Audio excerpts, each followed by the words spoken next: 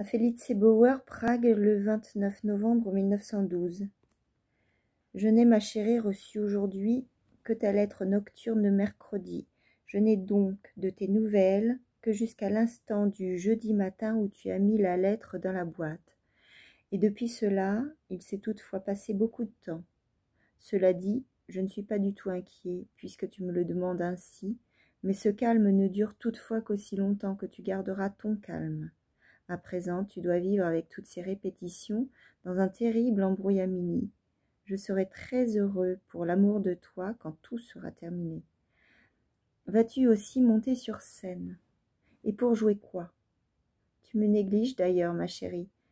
Si jamais j'étais montée sur scène pour y jouer l'humour, je t'aurais depuis fort longtemps envoyé mon rôle. Si j'avais eu ton rôle, en dépit de ma mauvaise mémoire, je l'aurais appris par cœur, car d'autres forces que celles de la mémoire seraient venues m'aider, et je l'aurais de nuit puissamment déclamé dans ma chambre. Mais ce sont là des rêves sombres et malheureux que je provoque en toi, ma chérie, et ils me donnent ta pensée. Est-ce que ma vocation à te tourmenter va au-delà de la veille, jusque dans le sommeil? Ta première photographie m'est infiniment chère, parce que cette petite fille n'existe plus et que, en l'occurrence, la photographie est tout. L'autre photo, en revanche, n'est que la représentation d'une présence aimée et le désir porte le regard au-delà de cette petite image troublante.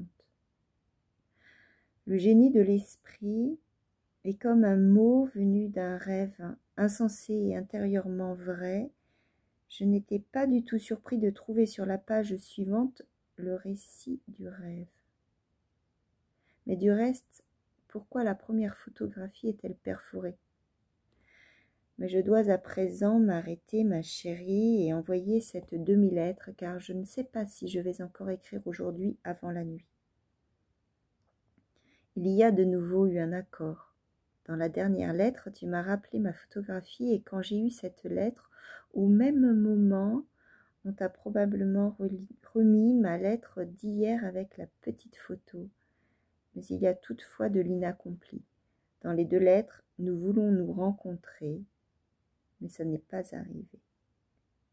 Le petit poème d'hier de Mademoiselle Brûle est de nouveau une réalisation remarquable, bien plus belle que l'autre poème, celui du monsieur, qui cependant est assurément louable. Qu'avait-elle donc fait pour qu'on ait dû la réprimander? À cet endroit, tourne ton regard vers elle, vers la demoiselle. Je suppose qu'elle est assise dans ta chambre, et salue-la en silence de ma part.